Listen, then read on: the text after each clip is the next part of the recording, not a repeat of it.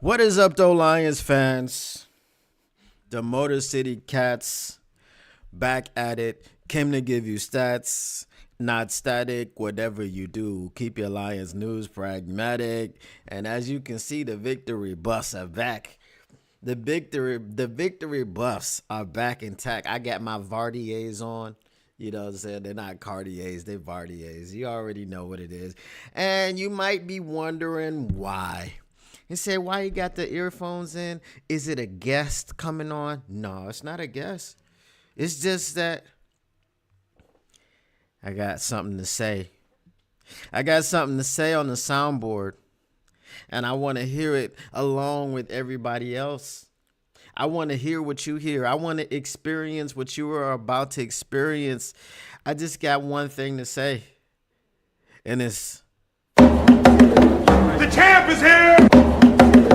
The champ is here! The champ is here! The champ is here! That's what I'm talking about, baby. The NFC champ is here. Multiple, two-time defending NFC champ is here. I just wanted y'all to hear that, baby. I just wanted y'all to hear that, baby, because the Motor City Cats want to acknowledge the fact that not only are we the champs, we done swept the North. Who got swept? The North. The Minnesota Vikings, 2 times. The Green Bay Packers, 2 times. The Chicago Bears, 2 times. 2-time. Call us Mr. 2-time. 2-time champs, 2-time winners, 2-time sweepers. Listen, I know that this morning and this evening and this afternoon that it was the NFC North that was distraught. It was the Minnesota Vikings fans that were distraught. But let me point this out before I get too far into everything. Because I was hyped yesterday. If you were here on the live stream, you know I was hyped. You know I lost my damn mind. Boy. But I just want to say, do not allow this to overshadow the fact that the Green Bay Packers are 1-5 in the division. Say what? The Green Bay Packers went 1-5 in the division. All of you Packers fans that refuse to give the Detroit Lions their props, you might not even want to do it now, but we sent you home twice. Okay? Minnesota sent you home twice. And hell, the Bears damn near sent you home twice. You know that because you had to get a field goal block, which was inexplicable at the last second at the horn to preserve one victory within the NFC North. Do not be fooled, you Packers fans, you. Do not allow yourself to be deluded in thinking that the NFC North is still yours. You know it's not still yours because you know who you're talking to. Let me remind you. The champ is here! The champ is here! That's right. The champ is here! The champ is here! That's what I'm talking about. That's who you're talking to. So when you address me, don't address me as Motor City Don P. Don't address me as the Motor City Cat. Address me as the Motor City Champ. Because the champ is here. Address me as Motor City Champ P. Because the champ is here. 2 times. 2-time. I said 2 times, 4 times. Because once again, before I get into everything, 2-time Packers, go home. 2-time Vikings, go home. 2-time Bears, go home. 2-time champs, NFC North, swept the division. First time in the history of the Detroit Lions. What up, though? Chat. What is going on? Everybody in the chat, We got Tactical Sport, of course. We got Just a Fan. We got J Rod 16 said, "What up, though, Don? The champs are here." Yes, sir. In fact, and indeed, we got mile markers back in the chat. Frog Comp is here. What up, though? What up to everybody? Everybody, what up, though? All right. It's what up, though, for everybody. All right. And one other thing. Make sure if you have not joined the Discord, go ahead and join it. I'm going to put the link back up in here. Also, if you have joined it, okay, if you have joined the Discord and you have used the link, invite others. Everybody is well, okay, hold on now. If you know, use the hashtag. Everybody's not welcome, but most people are welcome, right? We've got a smattering of people that are welcome within the Motor City Cats Discord. I can actually only think of one person who's not welcome. And if you're a fan of another team, you can come on through. I mean, we've got a lot of fans from other teams that like to hang out in Detroit Lions content creator chats. We got Vikings fans that wanted to come holla at me as the game was starting, wanted to come in and do the scold chants. But where were your antennas? Hashtag, if you know, use the hashtag. Where were your antennas when your team was getting that ass beat? Where were your antennas when my team was doing the BTA? Huh? Vikings fans, Vikings trolls that were in chats, where were you? Very silent. Lots of crickets. Very silent. Lots of crickets. Not much noise. Nothing to speak of. Move it along. Nothing to see here. Got that ass beat very solidly. Okay? It was beat. Your ass was beat. All right. Let me do a little bit of chat interaction before I get into the things. What the heck is this? Easy just sent me a link to StreamYard. I don't know why.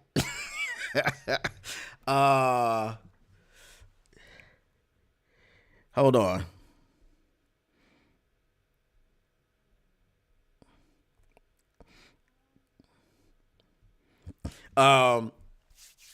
So let me get into the chat a little bit, see what y'all got to say. So we got a lot going on. Brent DeWitt says, "Howdy, all fans of the back-to-back Kings of the North. Lions rule, everyone else drools. The North has been swept, along with two other divisions not relevant dominate." What up, though, Tactical Sport? What up, though, Arf? Say it again. It's music to my ears. The champ is here. You want me to play it again? I'll play it again. Hold on. Let me play it again right quick. Let me pull it back up. The champ is here. Yes, sir. The champ is here. The champ is here. The champ is here. Right. That's right. Hey, the champ is here. J-Rod says, "What up, though? The champs are here." Doughboy Steve says, "Vikings fans are in their ice shanties tying cinder blocks around their necks and jumping into the water." Hey, man, we don't advocate for it, but I mean, if you're a Vikings fan and you got to do it, I can't really say nothing about it. Let's see. Frog crop with the, all the emojis, the lions, the rock on, the flexing, the 100. My marker says sweep. Artur says, "I don't care what you come up with. I'm just going to call you Rambo now." Why are you going to call me Rambo? Did I see the video of JJ crying? Not specifically crying. I saw him crying to the media about, the calls that he didn't call. Said you got lost all respect for him. I mean, character-wise, yeah, you do lose respect for a guy doing that. Listen, Vikings fans, Vikings players, we're gonna get into all that, and I'm gonna try to keep it. It's like English. The skull is silent, bro. Just a fan. I'm taking it. Okay, we need to put that on the shirt. Okay, we need to put it on a shirt. That was fantastic. Yes, easy as homesick.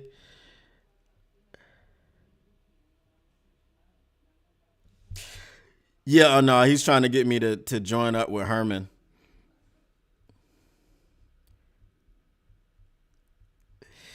All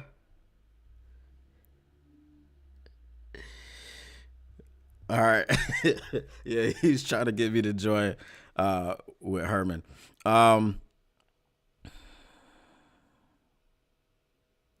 Brenda Witt says, thank goodness I have no idea how it feels to be a skull. All right, there's a lot of letters missing there. I can only understand. All right, so we got a lot that we're gonna get into. Listen, I don't know where I'm gonna start. There are so many people that I want to start with, but while I have you all here, you know who I must start with. This person might not have been the most impactful in the game, but I just want, where my solo cam at? Hold on. What? The champ is here. Yes, sir. The champ is here. The champ is Yes, here. sir. The champ is here. I want to look you in the eyes. Okay? I want to look you in the eyes. JMO 1K. JMO 1K.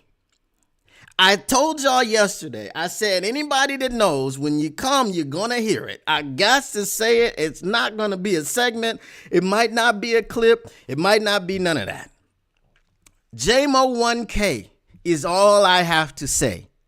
That is it. I don't really need to say anymore.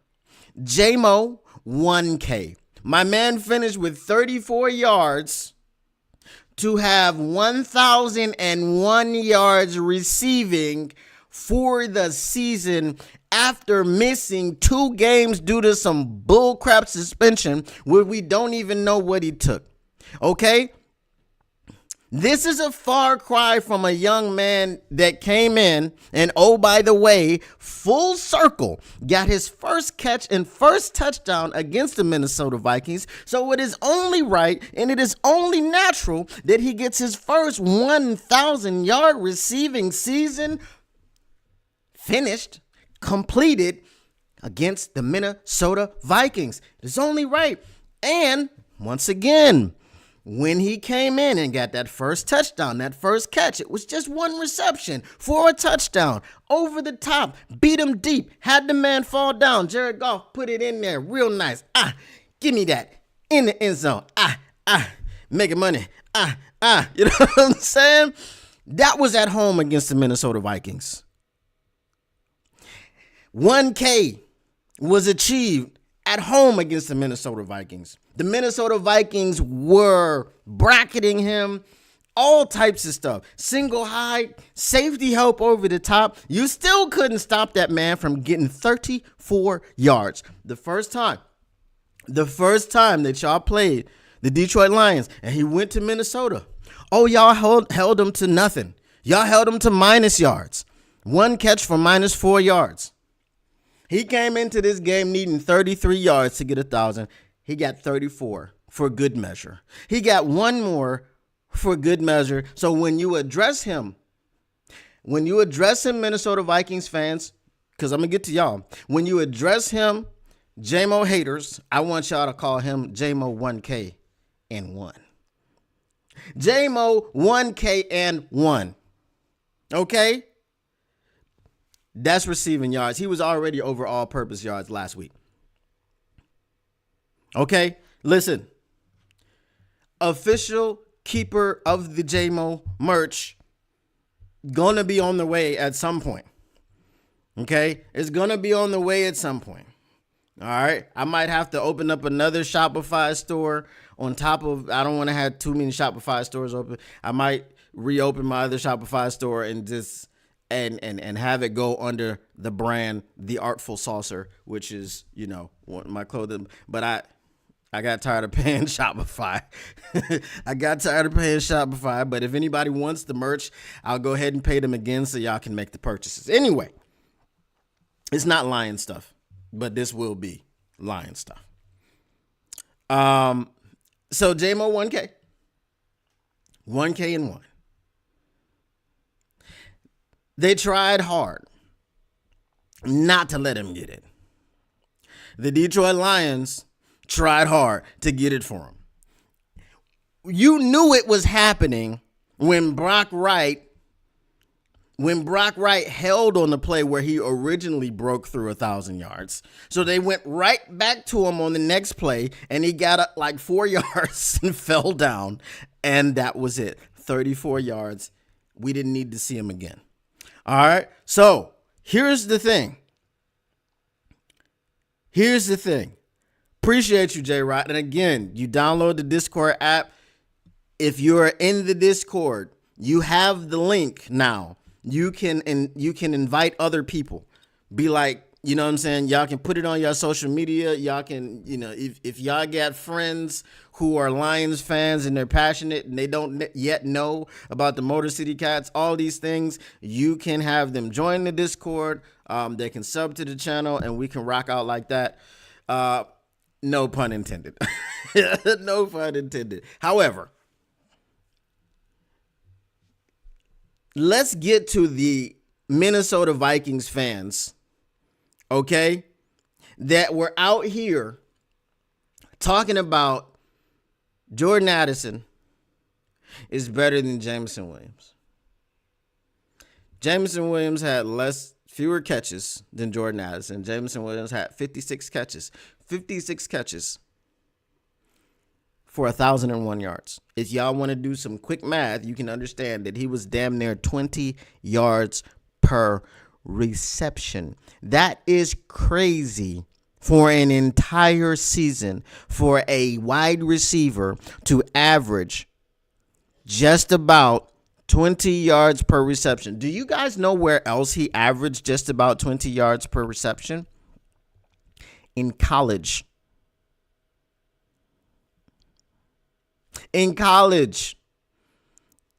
His last year in college at Alabama, he averaged like 19.4 yards per reception. And he came to the NFL and he's doing the same damn thing. Right?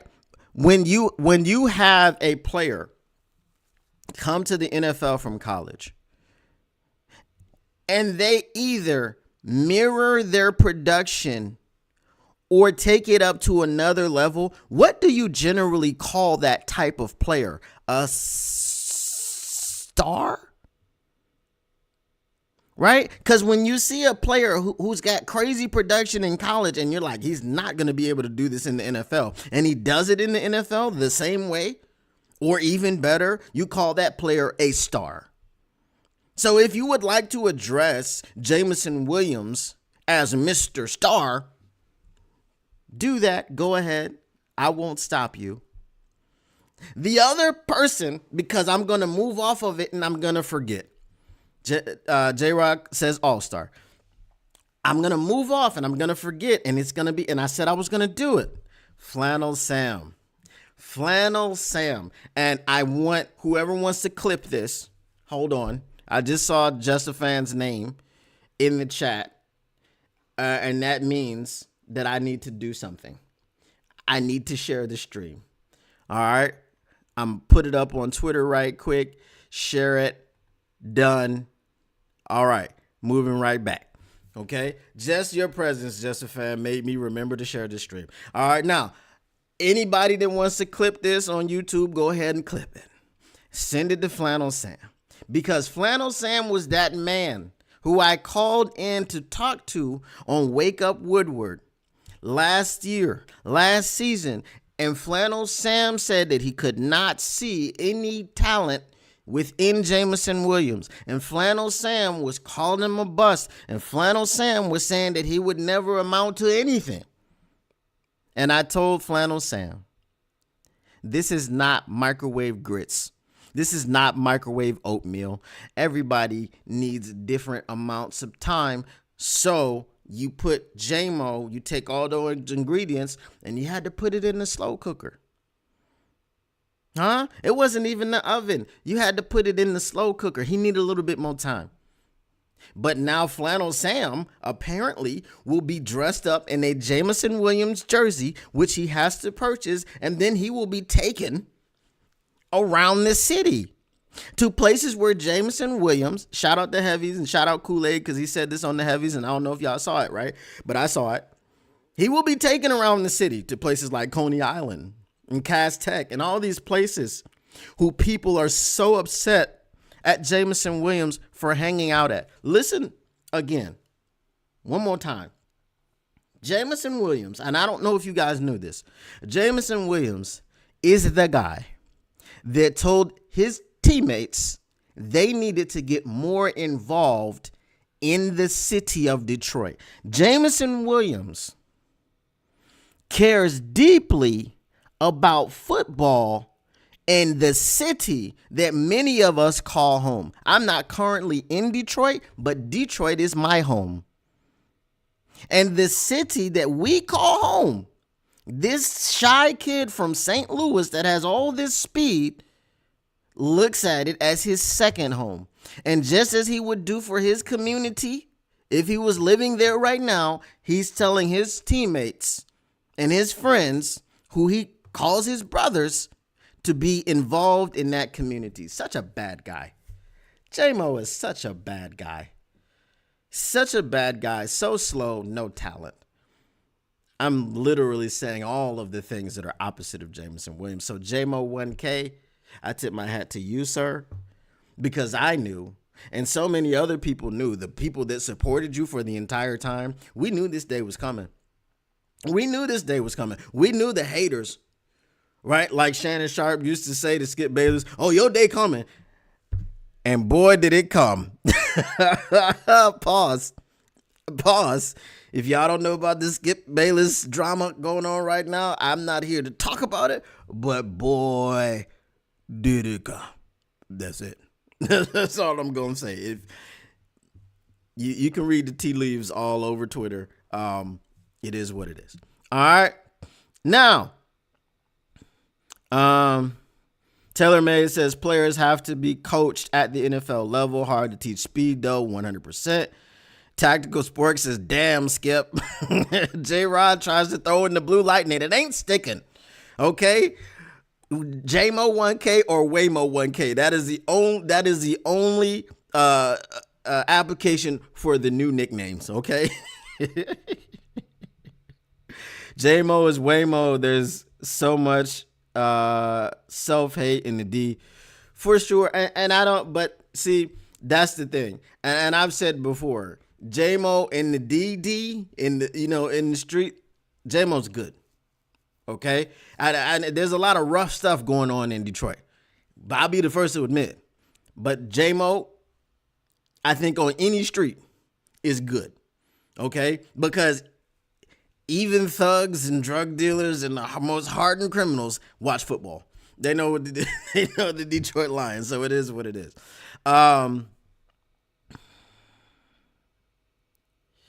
So I'll push back. Okay, he's not shy. He's got ADHD. Okay, but it comes off as shy. So not to get too far into the psychology of it. When you see J-Mo, you see that he is shy and soft-spoken and all these things. He's doing a better job as he gets more media training and things of this nature. But he is what he is. He's fun-loving. He loves the city of Detroit. He loves to play football. He loves the Detroit Lions. He loves the community. And that's what we care most about. I mean, nobody's invincible in the streets. Nobody. Okay. Barry Sanders might be.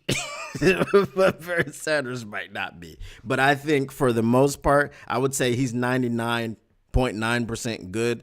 There are people out there who don't care about anything, who would do harm to anyone and anything that they came across.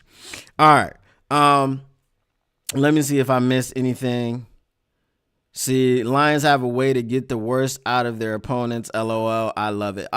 Okay. Now, Kenny Britt would have been J-Mo as well on this team with Goff. Poor bastard. My biggest surprise was how inefficient the Vikings line was. DL and front seven stepped up.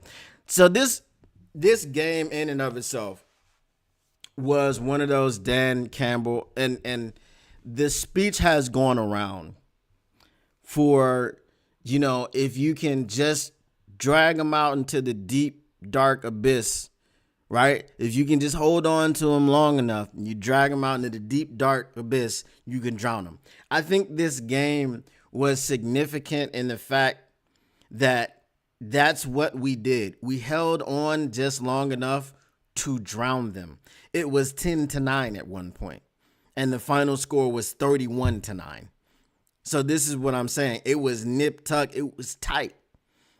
It wasn't as easy as the final score looked. Now it became easy, right? Once it was 10-9 and it was there for a little bit, and then we just started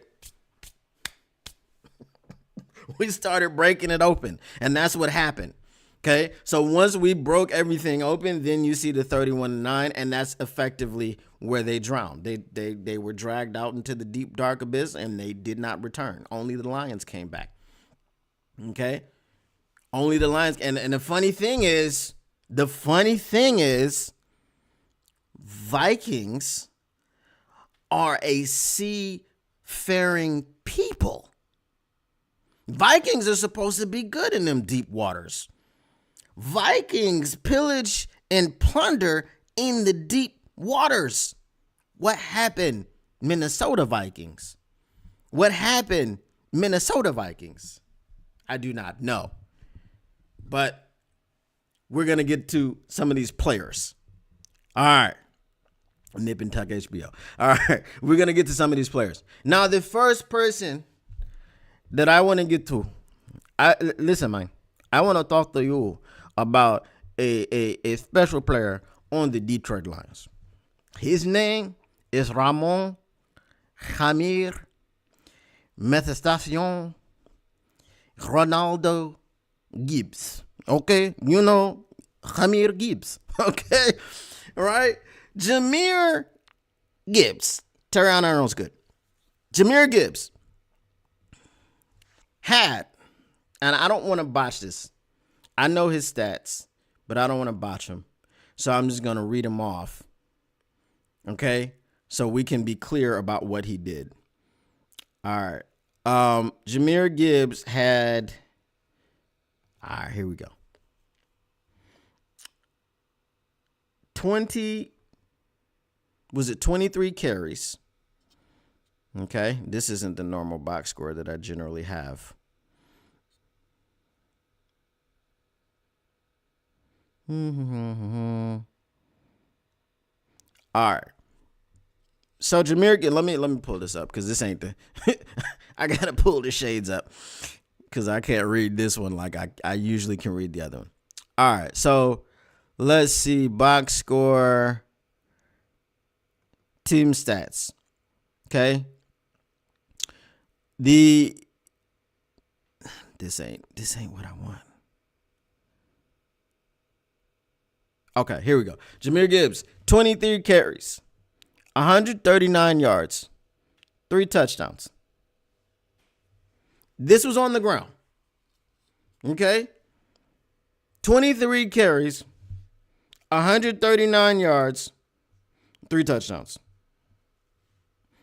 Jamir Gibbs, last week against the San Francisco 49ers, they have a good defense, right?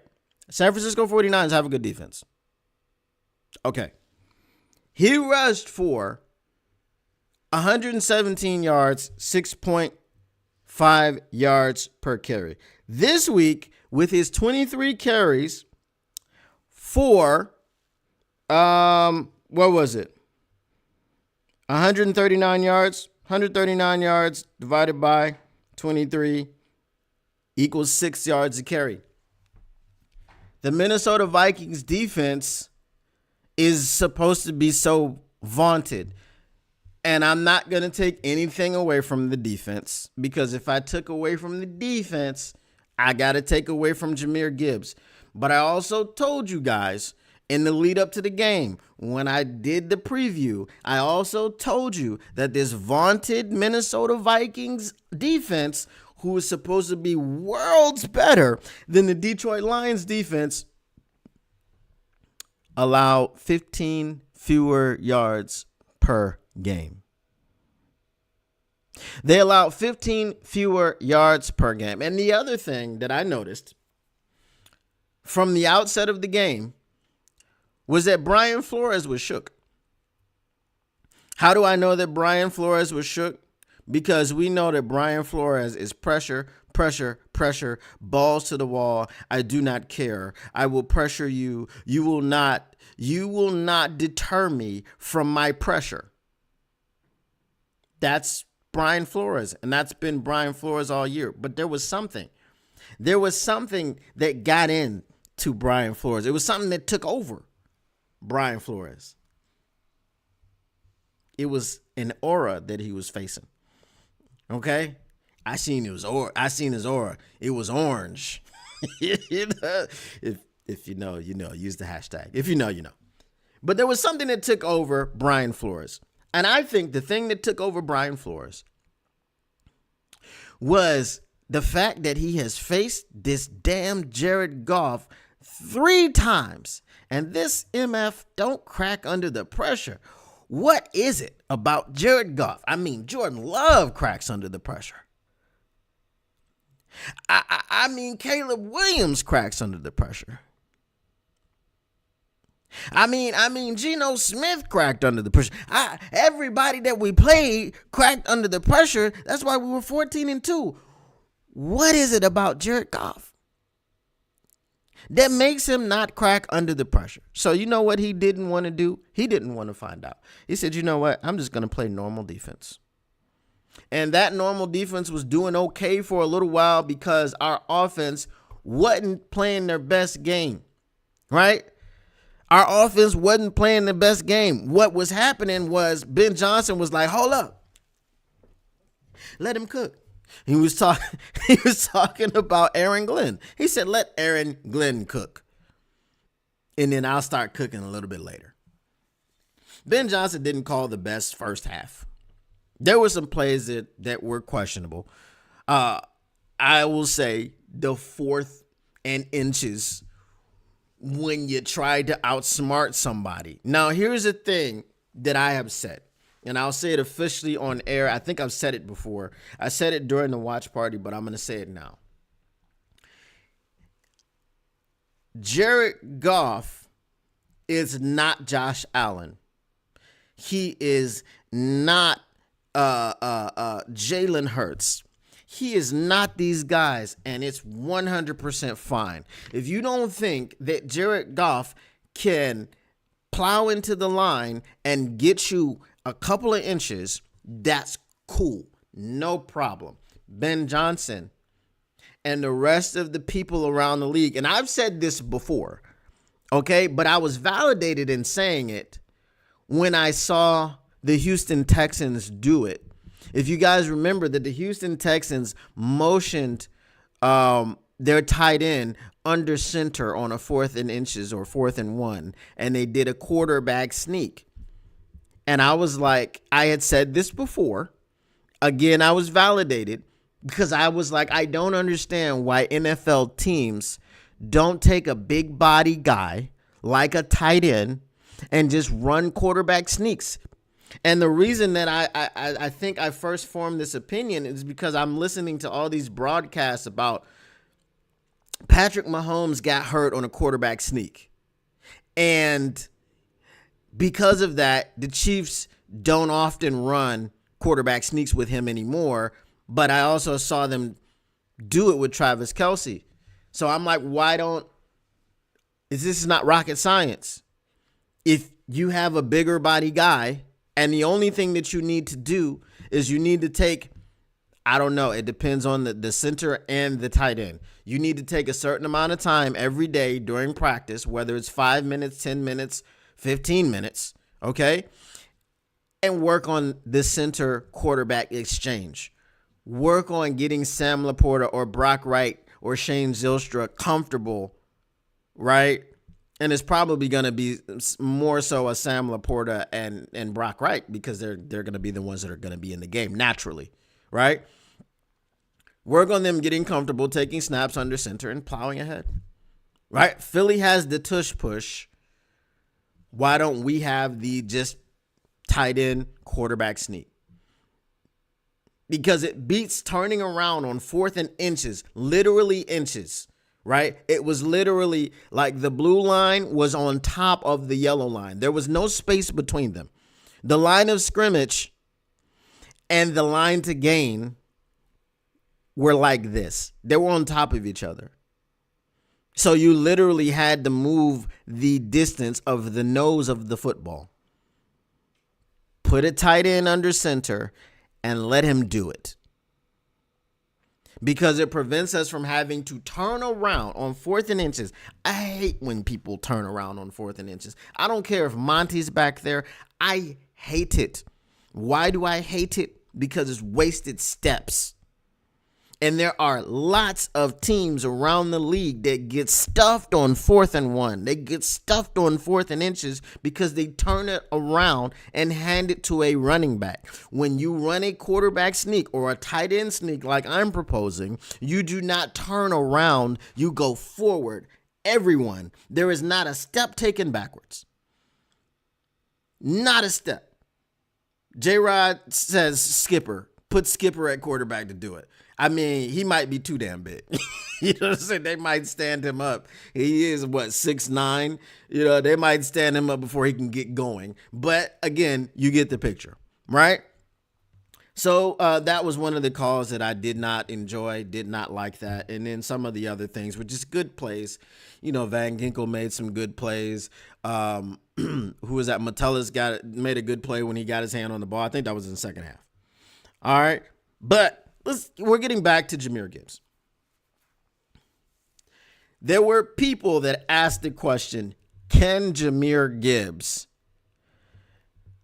carry the load with David Montgomery out? And I told those people that if you go back to last year when David Montgomery was out and you look at the 152 all-purpose yards from scrimmage that Jahmyr Gibbs got against the Raiders when he was the feature back, you knew he could do it. Lo and behold, has he not had over 150 scrimmage yards each of these games? Didn't he do it against the Bears?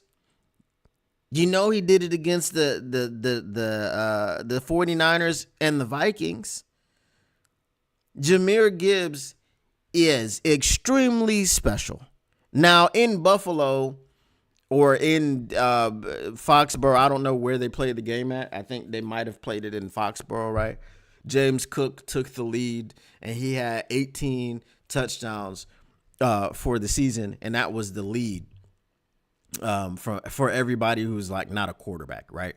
Because obviously you can't put quarterbacks, and quarterbacks are responsible for all the touchdowns pretty much, right? James Cook took the lead, and Jahmyr Gibbs goes, hold my beer. Hold my beer, baby. And he got 4 touchdowns. Set the franchise record. Broke it. Now Jamal Williams doesn't own that distinction. And I was so happy. I was so happy when he got 18, just so that Jamal Williams would not hold the distinction. And Jahmyr said, I'm not done. Just 1 second. Hold on. Wait a minute. You know what I'm saying? Hold up. Wait a minute. Something ain't right. Anyway, if you know, use the hashtag. He said, I'm not done. I'm not. Let me put a few more on the board. Do you guys realize that Jahmyr Gibbs is the only Lion that got into the end zone? This man, Jahmyr Gibbs, the man that they call Sonic, the man that I call the electrician, or where would I be without you, Ja Rule, okay? This man got into the end zone 4 times, and the Vikings couldn't get in it once. The entire team of the Vikings could not get into the end zone, and Jahmyr Gibbs got in there 4 times. Now, speaking of the Vikings, we're going to come up on them next. Some of the stats that they had. Jahmyr Gibbs is freaking special. And I keep telling this story. It was a Bears fan. I don't remember his name. I probably got to go back into the annals of time, okay, and find some of my Chef Talks shorts and look and see which one I did about Bijan Robinson and how Bijan Robinson was just like some of his start and stop ability was Barry-esque. But I hadn't heard of Jahmyr Gibbs, right? And this Bears fan, who I don't remember his name, eventually I'm gonna have to, because I got to keep talking about Jahmyr Gibbs, and I'm gonna keep giving this man his props, right? This Bears fan told me, no, Jahmyr Gibbs is the pick for you guys. Imagine a Bears fan told me about my second favorite running back in Lions history. Do you know that?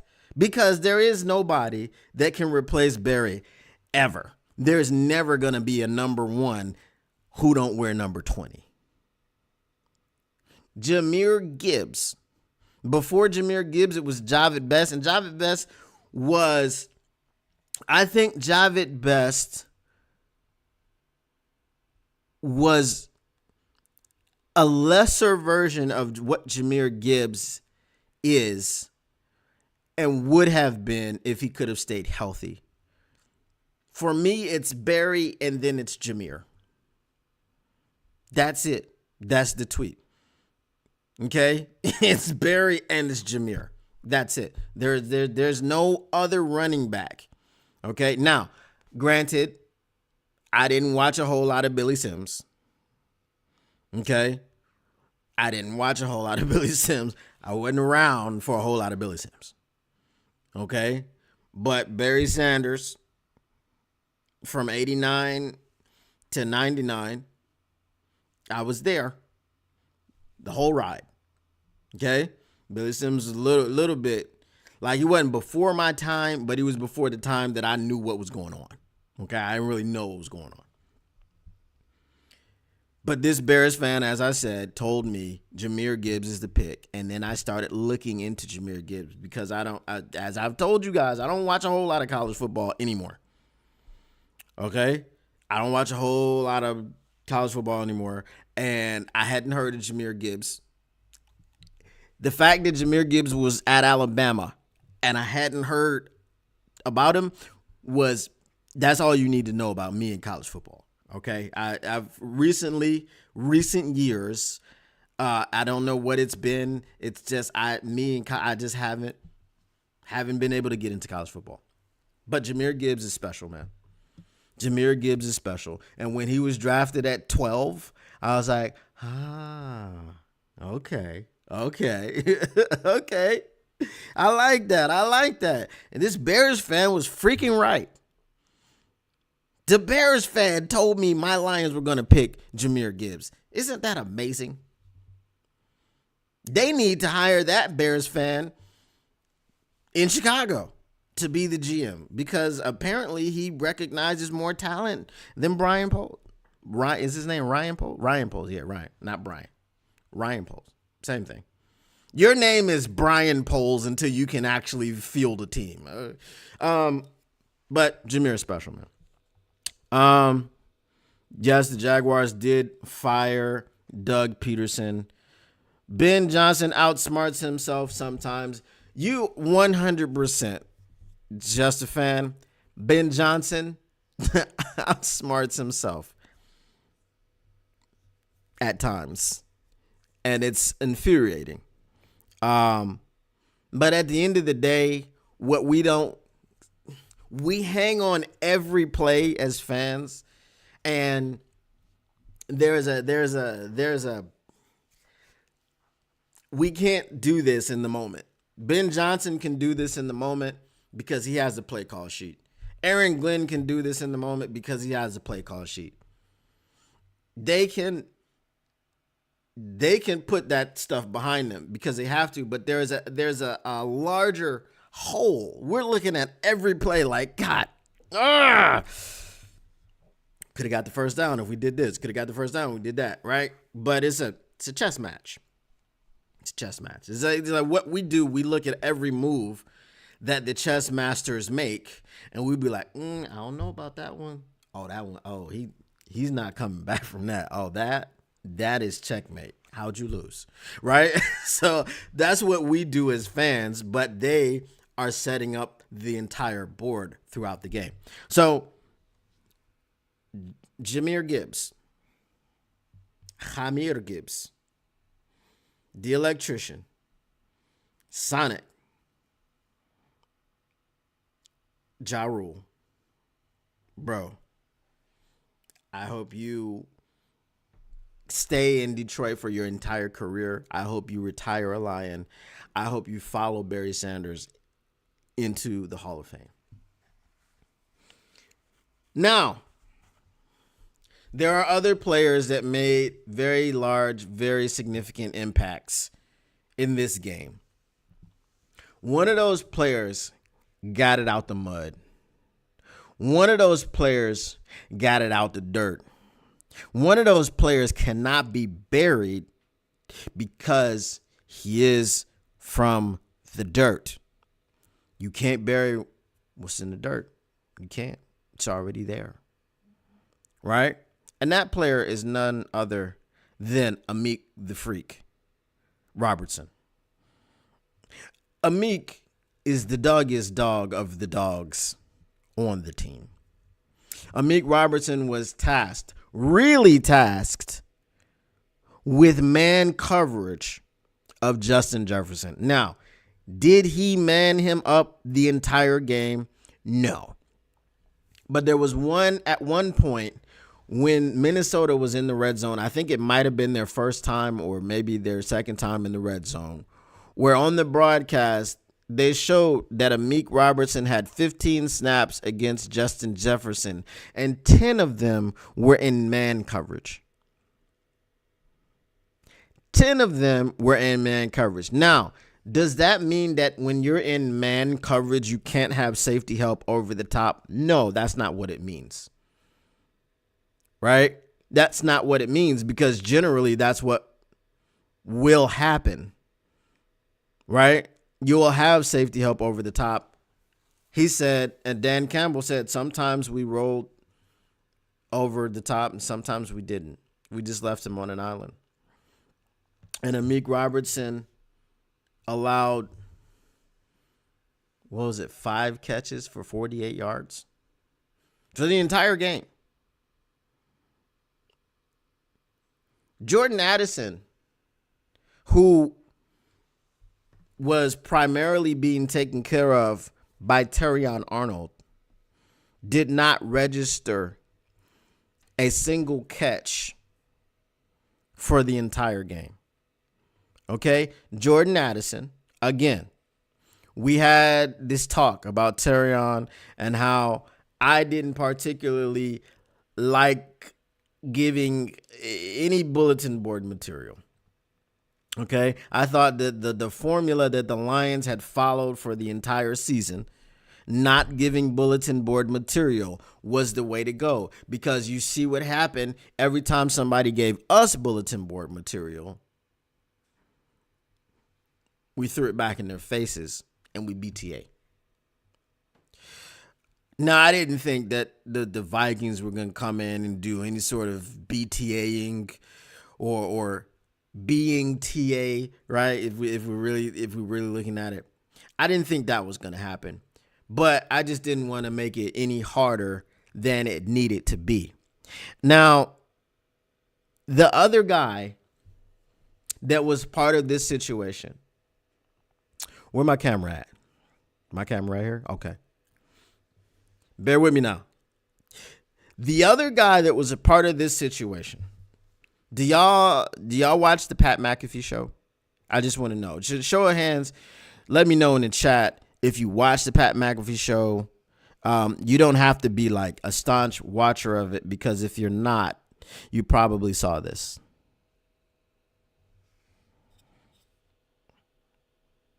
Okay? You probably saw this. Let me see how many people in the chat. All right. Kenneth Walker on the Lions. No.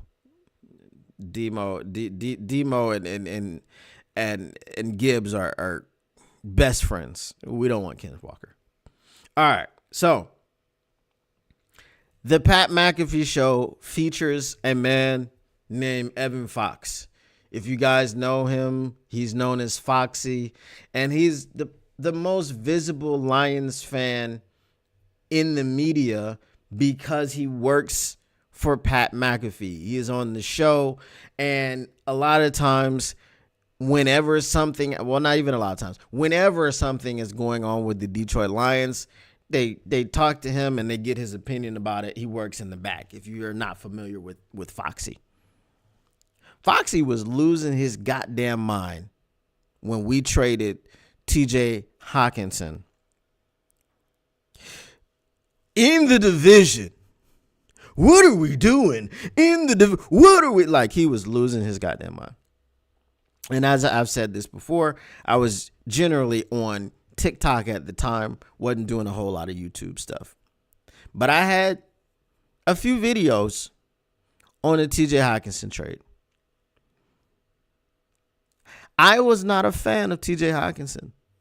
And what I said, in a nutshell, was that if my general manager, Mr. Chef Brad Holmes, the mastermind, the wizard, the warlock, Brad Holmes, trades you within the division, we have nothing to worry about.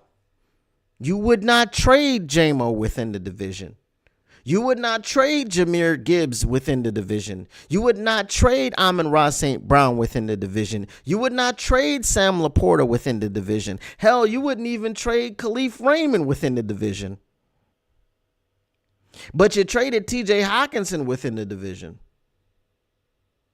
And people thought, oh my God, oh my God. Hot gonna kill us. Oh, how can we do this? TJ Hutchinson, immediately after departing Detroit and getting to Minnesota, was seen at his locker, and they put a microphone in his face, and they asked him about being in Minnesota, and this man said that he was happy to finally be in a place where they win. TJ Hutchinson said he was happy to finally be in a place where they win. TJ Hutchinson has gone on to never be on the field when a victory happened over the Detroit Lions. He also has only seen, whether it was from the field, whether it was from injured reserve, he has only seen one victory over the Detroit Lions since he got to Minnesota. In 7 of the last games against the Minnesota Vikings, the Detroit Lions are 6-1. In 7 of them, they are 6-1. TJ Hutchinson, for all his bluster, And for all his, I'm looking forward to go back to Detroit and silence the fans. TJ Hutchinson had 8 targets. He had 2 receptions. He had 9 yards. As Neil Rule of Woodward Sports said, 27 feet of offense. TJ Hutchinson, you had 9 yards on 2 receptions. I'm going to give you some advice, TJ. The next time they put a microphone in your face and they ask you about Detroit, keep my city's name out your effing mouth. Let me say it again. The next time they put a microphone in your face and they ask you about Detroit, you, sir, keep my city's name out your effing mouth. That's all I'm going to tell you. Now, whether you got to take the high road, whatever you got to do, whether you got to go no comment, the words City of Detroit, Detroit, Rock City, the Motor City, Hockey Town, the D, none of those combinations of words should come out of your mouth. Over there, down there, don't even say none of that. Because you had your chance and you went to Minnesota and you thought that the grass was greener on the other side instead of being a part of the culture that changed and turned things around. This is why Brad Holmes gave you away in the division. And the picks that they got back were Broderick Martin and who else? It was somebody else that doesn't do a whole lot for the team, right? And that's who he gave you away for. He gave you away from Broderick Martin and some other guy. Brad Holmes was not worried about you, TJ. And the Lions fans who thought that we should worry about you, you've taken care of that by being relatively ineffective and invisible in your matchups against the Detroit Lions.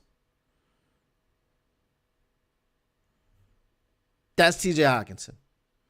Now, as far as Jordan Addison not having anything going, no catches, okay? How many targets does Jordan Addison have? Jordan Addison had... I'm sorry, he did have a catch. He had 6 targets, 1 reception for nothing. Jalen Naylor had 4 targets, 3 receptions, and 53 yards. You let Jalen Naylor be 1 yard shy of what Justin Jefferson did, Jordan Addison. Now, something when we talk about the duos, okay, and I know I'm talking a lot because we got a lot to say about this game. When you talk about the duos, would you take Amon-Ra St. Brown and Jameson Williams over Justin Jefferson and Jordan Addison? I'm going to tell you one, and this is a cultural thing because we ain't got to talk about the skills. We know that JJ is arguably the best receiver in the NFL because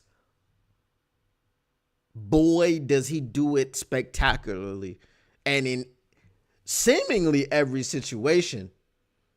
Now, when he was matched up against Meek the Freak this week, yeah, you know, that rhymed in 3 ways. A Meek the Freak this week, okay?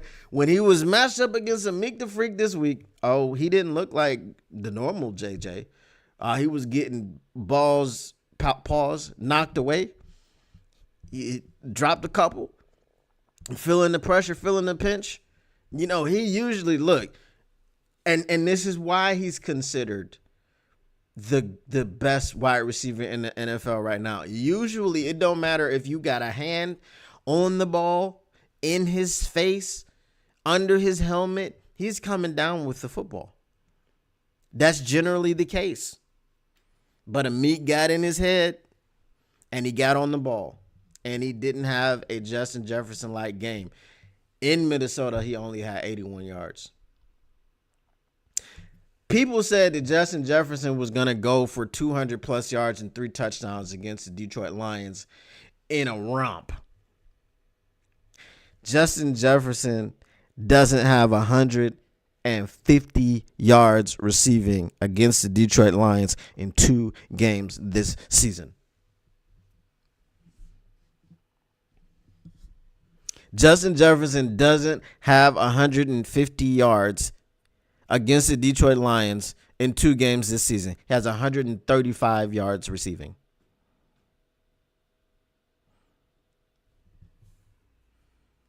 $135 yards receiving in 2 games. Terrion Arnold talked his talk.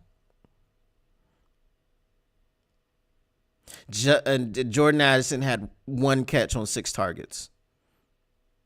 Terrion Arnold talked his talk. He said about the cover guys, not just himself. He said we got cover guys. He said we're a bad matchup for Minnesota. TJ Hutchinson was covered by Alex Anzalone and Brian Branch. TJ Hutchinson had 2 receptions on 9 targets for 9 yards. TJ Hutchinson didn't have a first down worth of yards for the entire game. How do you throw a ball somebody's way 9 times and they don't have a first down worth of yards? I don't know. Not a first down. The only guy that did anything other than Justin Jefferson was the guy that we weren't worried about. He's not a son of Minnesota. He's not Jeffer's son. He's not Addis' son. He's not Hawkins' son. He's Speedy Naylor.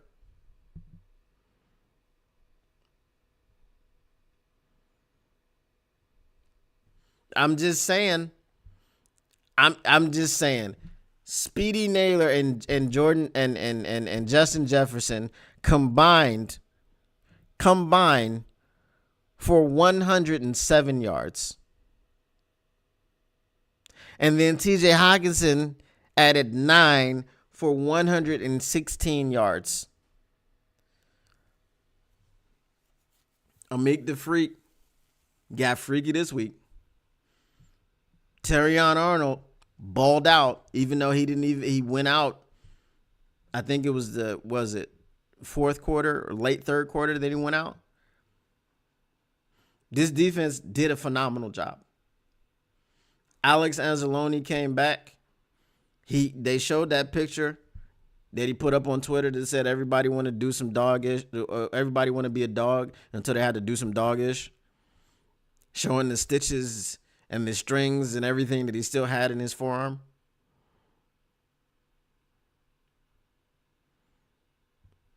I mean, it was a thorough beatdown of the Minnesota Vikings.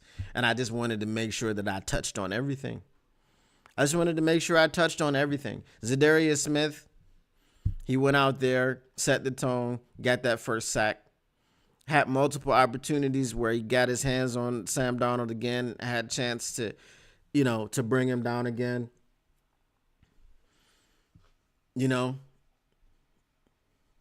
I'm just saying, where are the Minnesota Vikings fans at? Where are they? Do the Minnesota Vikings beat the Los Angeles Rams? That is my final question to you all, and then we'll get into the chat and we'll hang out and have our conversations. I had a lot to get off my chest. I was on my soapbox, and the only reason that I was on my soapbox, do y'all know? This is why. The champ is here! The champ is here! The champ is here! The champ is here! saying. I'm just saying. All right. That boy good. That boy nice, ain't he? All right. Sorry. I know I missed a lot. What up, Salty Pork Chops? Big Will status. What up, though? All right. Let's see here. Oh, snap. Oh, you guys, hold on. Hold on. Hold on now. Oh man. I gotta get it so I can put the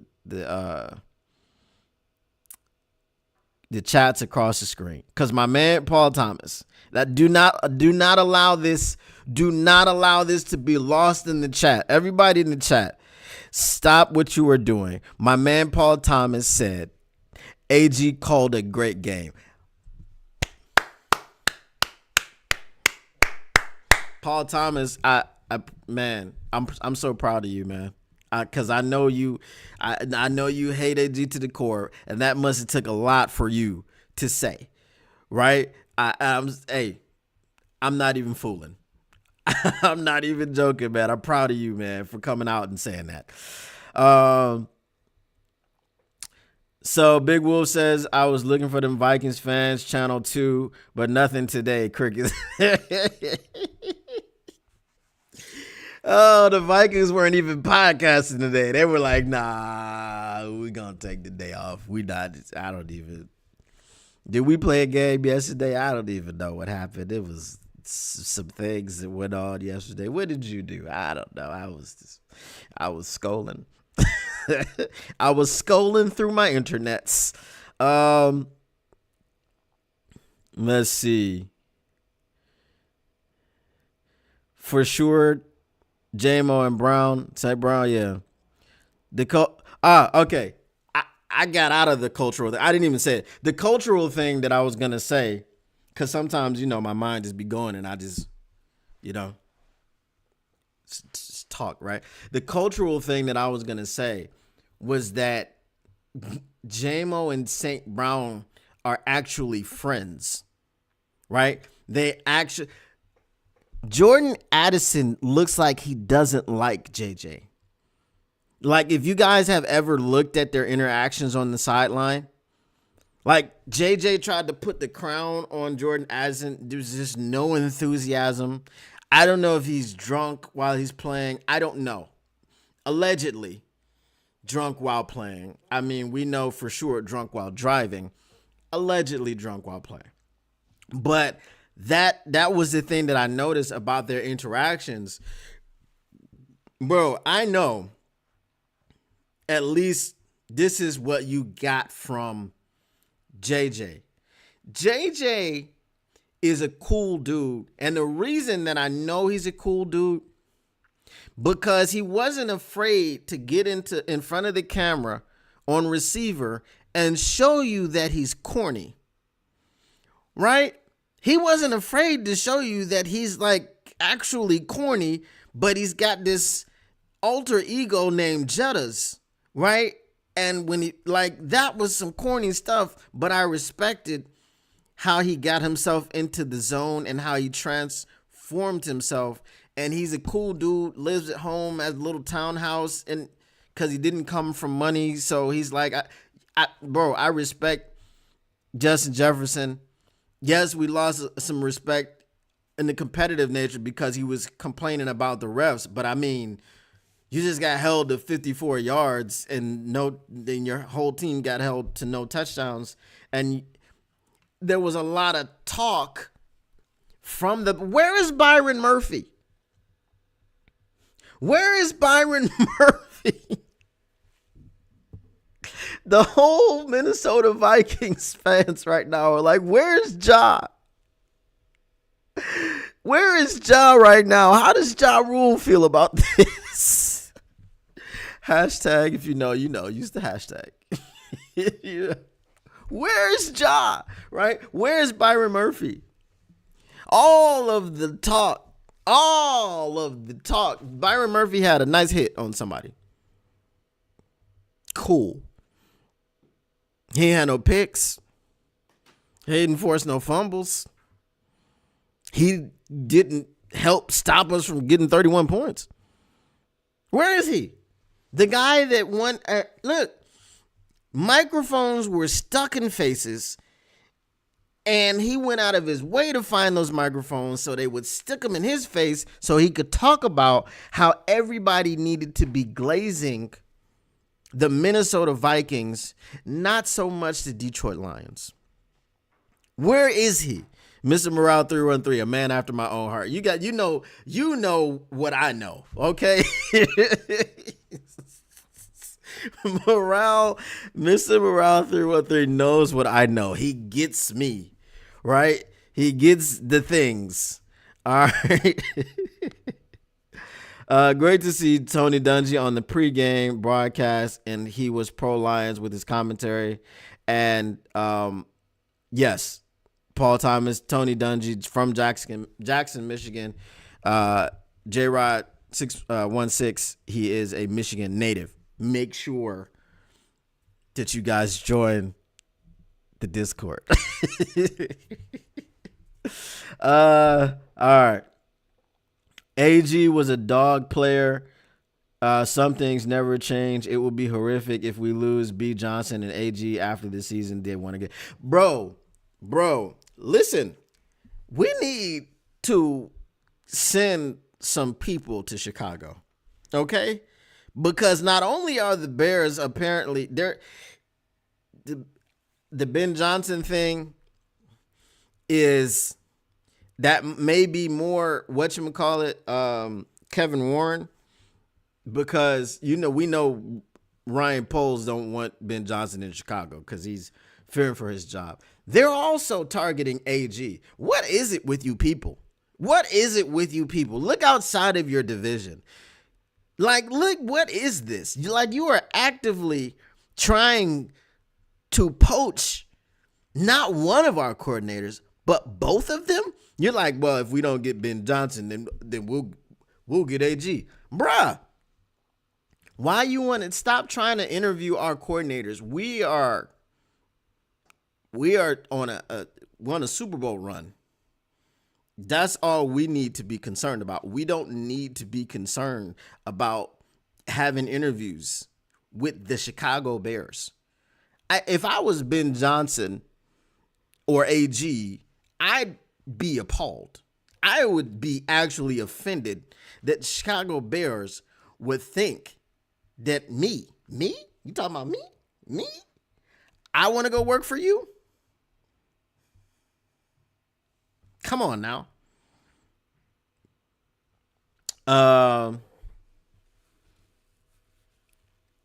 What? Hold on. What did I miss? Unlike Mike Tirico, it's tripping. What did Mike Tirico say? He's always pro Lions, isn't he? Even Joy the Freak Taylor was all over Sam Darnold talking about the Vikings played people to no, they didn't. Boy, I don't watch Speak, but I got to. What time does it come on? I'm pretty sure it already came on today. Bruh, I might need to tune in to Speak and what is it? The locker room. What do they call themselves? The facility. Cause Acho, now. Ain't got nothing to say about Acho because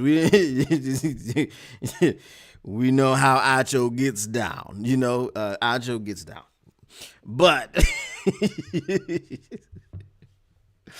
all right. I heard Riverboat Ron Rivera might become Bears head coach. I hope so, bro. I hope so. No Lions coordinator is leaving Sheila for that mess in Chicago. For sure.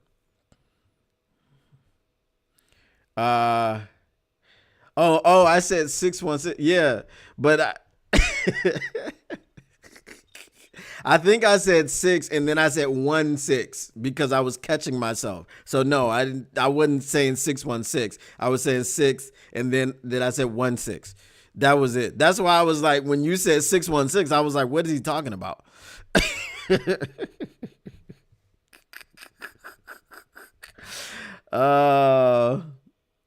Mike T is pro Mike T only.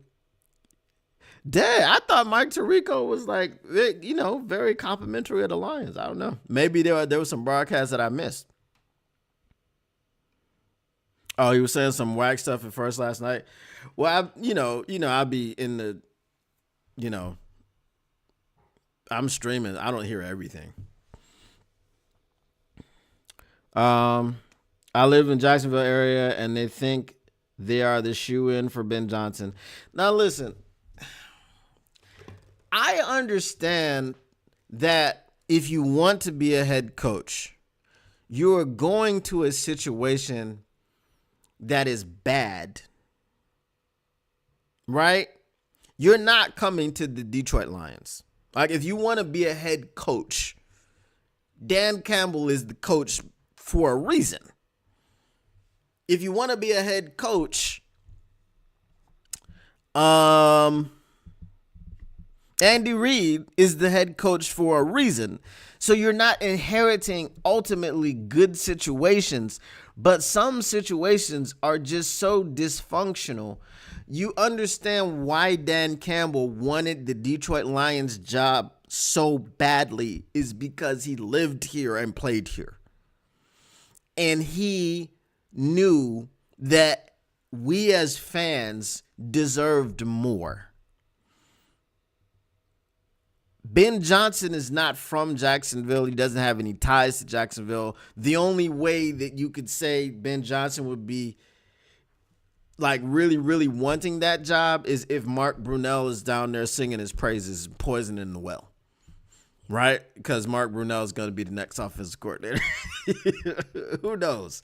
But I just, when you look at a situation like it was interesting today on Big D Energy, Sean Belegian was saying that his mind doesn't believe in it's never going to happen because we've watched so many poor franchises become great franchises. We've also watched great franchises become poor. Like, we watched the Pistons go from poor to great back to poor, and they've been poor for a very long time. But there's just certain situations that you don't come to. If William Clay Ford was still, and I know he's dead and I'm not trying to speak ill of the dead, if he was still the owner of this franchise, you might have Dan Campbell, but you wouldn't have Brad Holmes. You wouldn't have the brain trust that we have. You wouldn't have the organizational structure that we have. So, yes, you would have the coach. It's just like anybody that goes to the Cowboys is going there for personal gain. Because you're going to be scrutinized while you're on the job.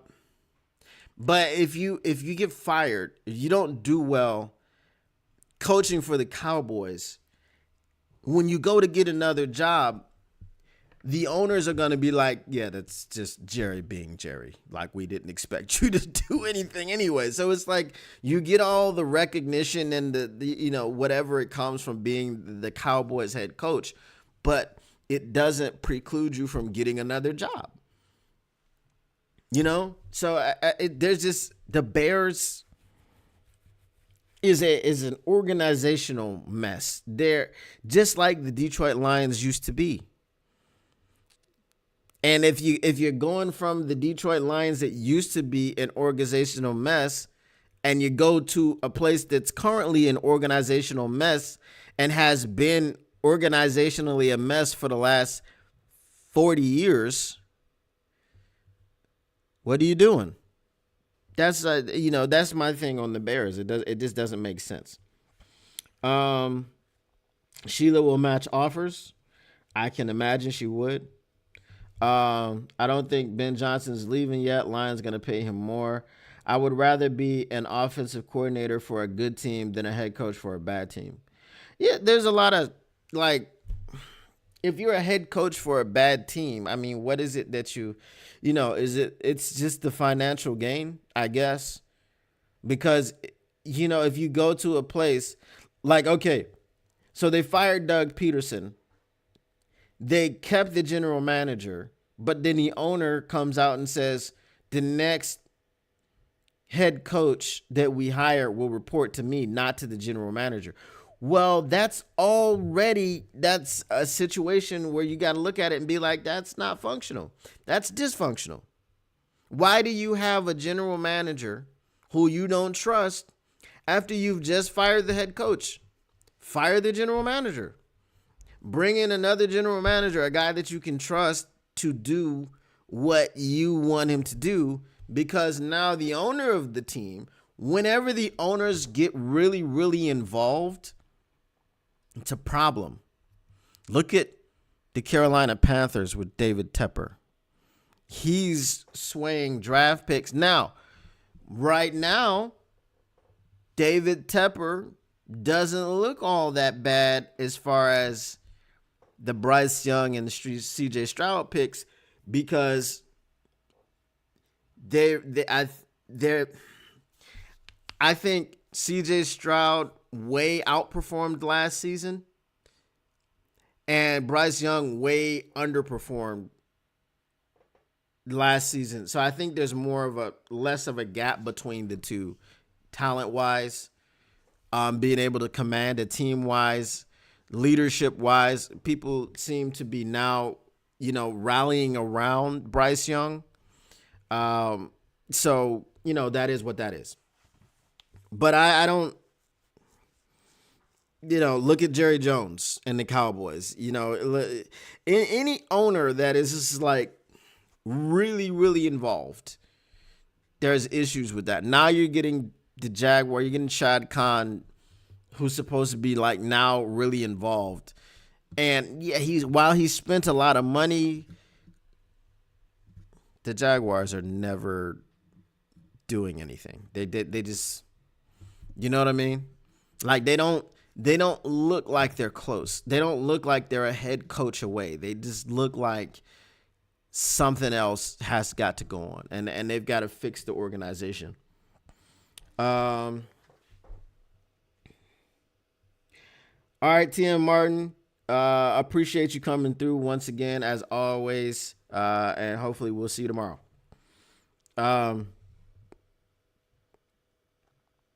Shad Khan is a good dude, too, to be honest. I'm very worried Ben leaves for Jacksonville. Like I said, Shad Khan may be a good dude. David Tepper is not a good dude that we've heard about. We know Jerry Jones, Jerry Jones, okay, is not a good dude. But it's that Ben Johnson, as if what Ben Johnson has been reported to have said is true about the organization, and they have to basically write him a book report or write him a 5-paragraph essay or a 10-page essay on how they're gonna fit. They have to admit to all of their their sins as an organization, and then they have to write him a manifesto, if you will, about how they're going to fix it. You can't fix it if you're saying that the new head coach will bypass the general manager. He's not allowed to report to the GM. He has to report to me. I don't want the GM having anything to do with the head coach. So now, like, imagine if Dan Campbell and Brad Holmes didn't have a cohesive working relationship, and Brad Campbell is what I call them together, and Dan Campbell was always just going over his head and going straight to Sheila. How does that work?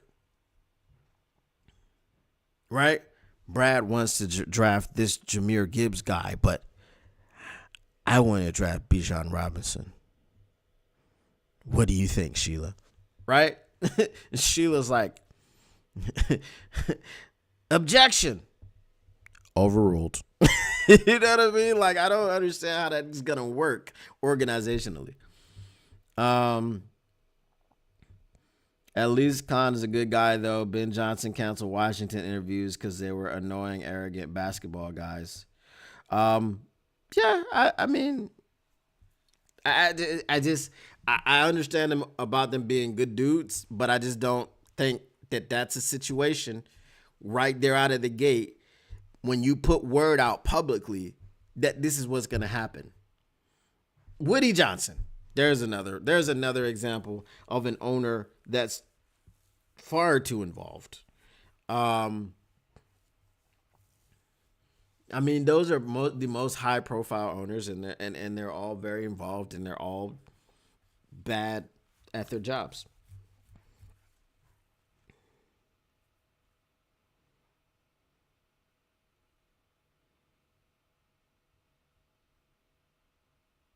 That's the thing that I'm saying, Paul Thomas. Fire the GM. You're again. The Jaguars are not looked at as a stable organization. The Jaguars every single year are asked and are talked about as a team that should move out of America to the United Kingdom. Let that sink in. Move out of America and go to the UK. If we got to take any franchise, just one franchise, and we're going to move them, we're not going to create a new franchise that should be in London or a couple of franchises that should be in London. No. We're not going to do that. We're going to move one. That one is Jacksonville. Right. So because you already have that stigma and people are talking about moving to another country, bro. You can't come out and attract someone who said that they don't want to go to dysfunction by literally being dysfunctional. You're literally being dysfunctional at that point. That's exactly what you're doing. Appreciate you, J-Rod. 1-6. Smash that like button. Share, subscribe, do all those things. Again, if you haven't joined the Discord, go ahead and join it. There are no hall monitors, as Just a Fan says. None of that is going on. People are in there just chatting up Lions football. We're trying to establish a community where people can talk about, whatever they want to talk about. And again, it's a place where you guys can hang out when you're off air. You don't have to wait to go to a show to be able to talk to each other. If you guys want to, pop in and chat, that's what y'all got.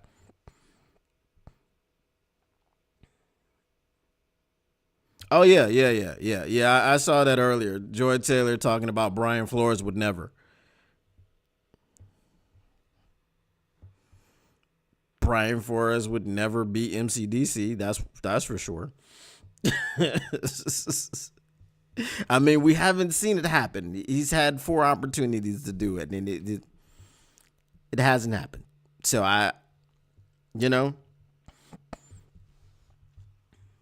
bro, hold on. Let me pull up, because I know it's on Twitter. I know it's got to be. Let's see.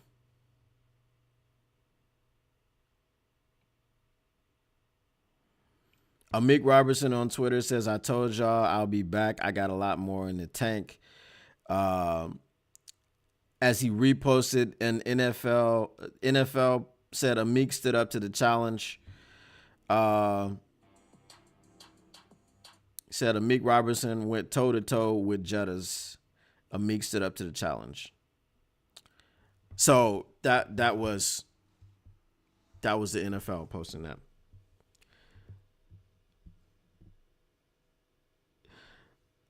All right. All right, J-Rod. We will see you next time. You said 3 a.m. comes. Okay. Oh, you got to get up at 3 a.m. Okay. I got you. All right. Let me see this Joy Taylor thing, because I'm pretty sure they had to say something about it on Speak.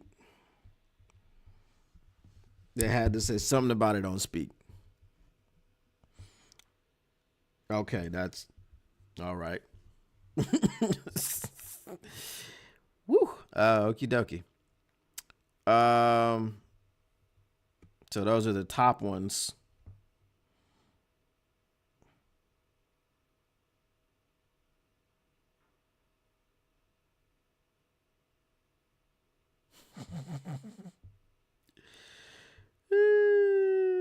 Wait, let me see.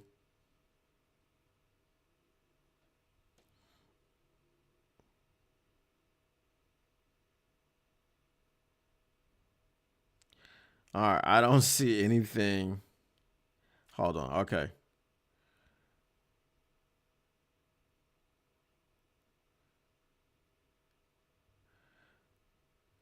All right, Jason Whitlock says Joy Taylor got her break at FS1 by using her body and P power. And this was, when did he say this? Okay, of course, he says because she got a big pair of cans and she's willing to let people enjoy those big cans first. Oh, it's getting messy. First take freak offs are next.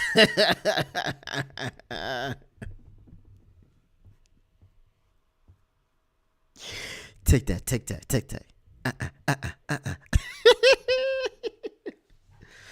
Amik, you can't bury what comes from the dirt. Coldest I've ever heard. Straight dog.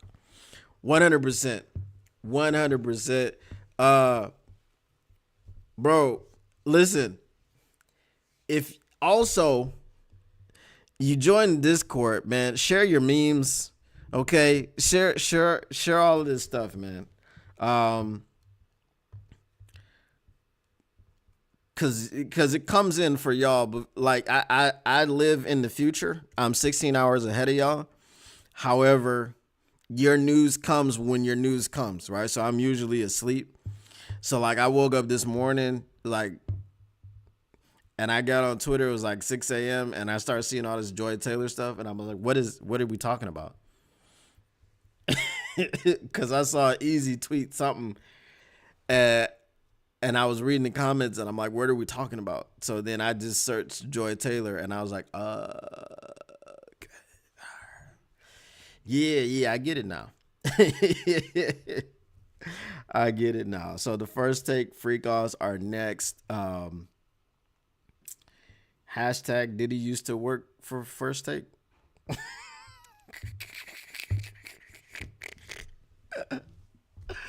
Oh my goodness, bro. Look, they say what you do in the dark always comes to light, and it does. You know, so for just a word of advice, man, for any people out there who are if you don't want your producer dancing around in your videos, you know, that's you know, you got people out there that are acting holier than thou and things of that nature. So just remember, when you have secrets, people harbor them and they'll let them out when you least expect it. I'm not being ominous. I just got new victory buffs energy right now. So it is what it is. It is what it is. I just want to know if Speak was on today. That's all I want to know.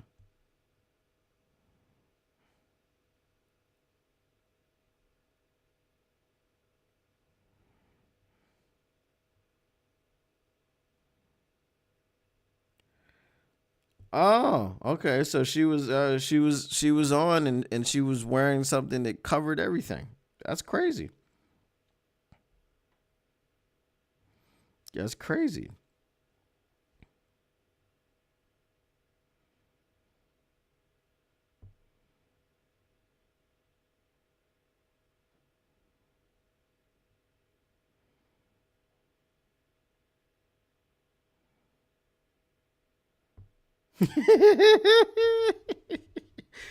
Bro, Jason Whitlock is going off.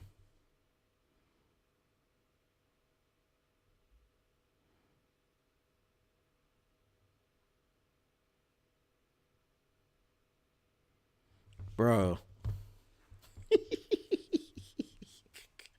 I was gonna say come to Motor City Cats, but you know.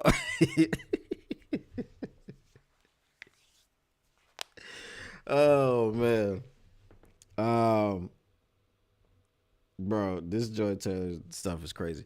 All right, I'm gonna roll out. Um It's Big Wolf Status's fault. He got on this Joy Taylor stuff, and you know I had to go down the rabbit hole. So I don't want to sit here going down this rabbit hole. I'm gonna try. I try not to go down rabbit holes because you look up and you've been sitting there staring at your screen for 2 hours. So it is what it is. But hey, appreciate you all for hanging out. Again, make sure you smash the like button. Make sure you subscribe if you are chatting. I know you're already subscribed, but if you are, just watching and you want to chat, make sure you subscribe. You can be subscribe for any amount of time. If you're a Vikings fan, subscribe, man. I mean, I know times are tough, but y'all better pray that the Detroit Lions don't win a Super Bowl this season, because the Minnesota Vikings have been in the NFC North for all this time, or the NFC Central when it was back in the day. And they've been pounding their chest like at least we've been to one Super Bowl. Cool. If y'all mess around and let the Detroit Lions win a Super Bowl and get a Lombardi in their trophy case before you do, I do not know what you are going to do. Because I can tell you right now, Vikings fans are going to be inconsolable. And Vikings fans, you bet not run across me.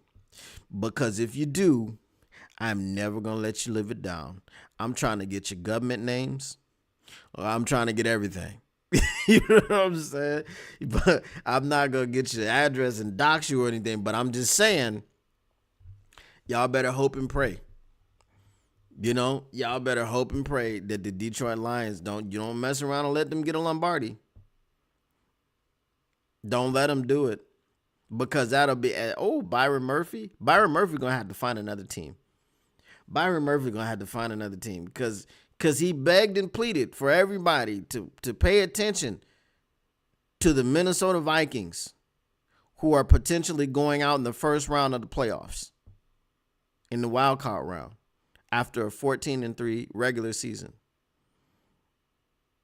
Don't let the Lions get hot in the playoffs. Because if we do, I'm telling you, the first fan base I'm coming to flame is the Minnesota Vikings. But anyway, y'all, like I said, I'm going to go ahead and get out of here. Make sure you like, make sure you subscribe, make sure you share, make sure you let everybody know that the Motor City Cats are back at it, that we came to give you stats, not static. And I can't tell you what to do, but if you want to take my advice, join the Discord. And make sure you keep your Lions news pragmatic. And we are out. Peace.